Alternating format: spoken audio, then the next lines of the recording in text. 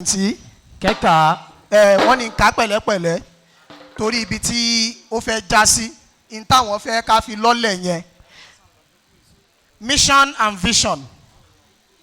The mission of Sohibul Bayan Global Prayer Mission can be summarized in 6 words: faith, prayer, education, love, outreach, and action. Sohibul Bayan Global Prayer Mission is an Islamic center through which services are offered to all who seek happiness in the Islamic prayer way. The mission of Sohibul Bayan Global Prayer Mission is to worship Allah the Almighty and to serve the community as per the teachings of the Holy Quran and the tradition of our beloved Prophet Muhammad sallallahu alayhi wasallam. Sohibul Bayan Global Prayer Mission welcomes all believers, regardless of race, nationality, ethnicity, gender, or age, to be enlightened by a clear perception and the understanding of the Islamic teachings on how to establish a spiritual link with the Almighty. Our vision is to disseminate Islamic knowledge and to provide Islamic services through our prayer sessions to all in the globe who seek a prosperous life in prayer. We aim to inspire an appreciation of Islamic values by teaching the religion and its principles and by demonstrating their effectiveness in a changing society through a caring and peaceful environment. This spiritual vision is directed toward assisting interested individuals to pursue knowledge of how to pray and be blessed with acceptance. In this regard, we organize certain great prayers which are done daily, weekly, monthly, and yearly.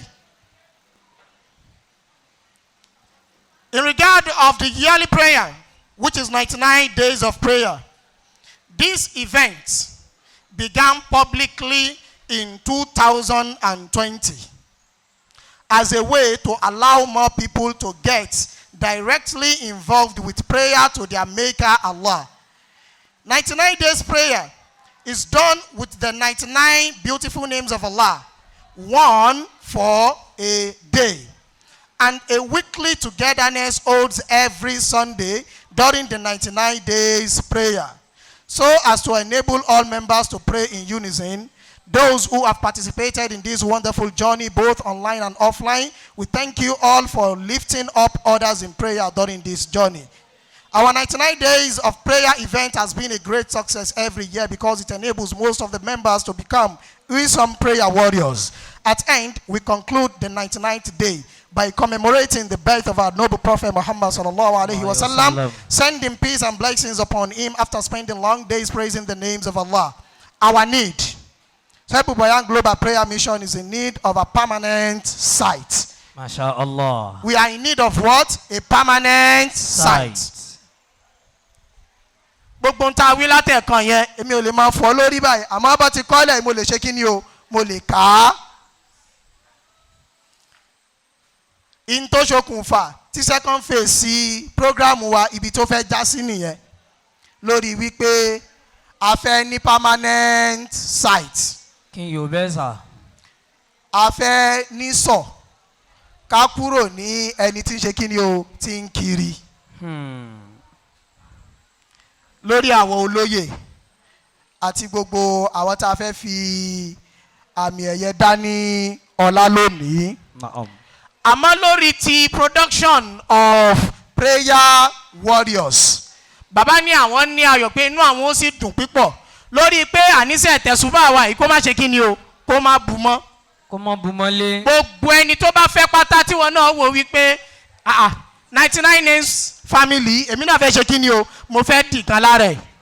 Àdúrà ọ̀sẹ̀ọ̀sẹ̀ ni, àdúrà olóṣooṣù ni, níbikíbi tó wù ká wà ní gbogbo ayé. Ọlọ́run ti ṣayé ní rọrùn, káwa náà gbìyànjú lónìí ká pọkàn wa pọ̀ láti ṣe kí ni o, láti da ara pọ̀. Èyí ni ó wàá mú wa lọ. Bàbá ní owó kútúbà yìí ní àwọn fẹ́ ká fi launch 99 names prayer yẹn ni. Okay. Family ẹ̀ wọ́n láwọn fẹ́ ká fi launch ẹ̀, àbí bẹ́ẹ̀ kọ́ sà, lórí 100,000 naira. 100,000 naira.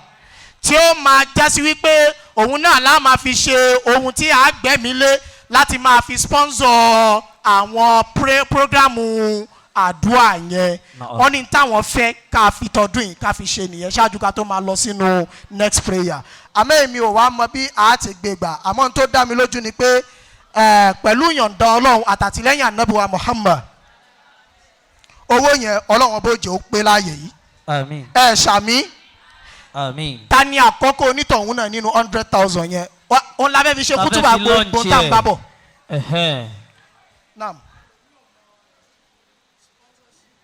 bàbá lẹ́lòmí ò mọ̀ di sponsorship yẹn wọ́n ní android phone tí ń bẹ lọ́wọ́ kálukú wa yìí àtẹn tó ń lo iPhone pàápàá jùlọ èyí tá a fẹ́ máa gbé síwájú fi connect pẹ̀lú àwọn èèyàn ó sì láwọn ètò tá a máa ṣe data subscription gbogbo ẹ̀ sàárà káwọn èèyàn lè rí wa níbi tó ṣe dáadáa tí ò ní jásí pé akọ máa dúró síbi kan tí ò ní jọjú bàbá ní láti lè fi finance gbogbo ètò yẹn fún gbogbo ẹni tó bá nífẹ̀ẹ́ tọ́nà wọn jìn tán lè máa wá sádùúgbò yìí wá jòkó pẹ̀lú wa láti lè máa reach wọn wọ́n ní orí ń táwọn fẹ́ kí owó kútùbà tèmi kó bá lọ nìyẹn. ahlan wa sahlan bi sheikhina asheikh abdulwasi ajabani mufti diyari Ìbòrò bàbá mufti gbogbo ìlú Ìbòrò rèé ọlọ́run kó jẹ́ àrí wọn pẹ́. àmín. ọlọ́run kó jẹ́ àrí wọn pẹ́. àmín. aláì bàbá tún jálù wá wọ́n tún jálù wá. ahlan wa sahlan. anakumullah. ẹni àkọ́kọ́.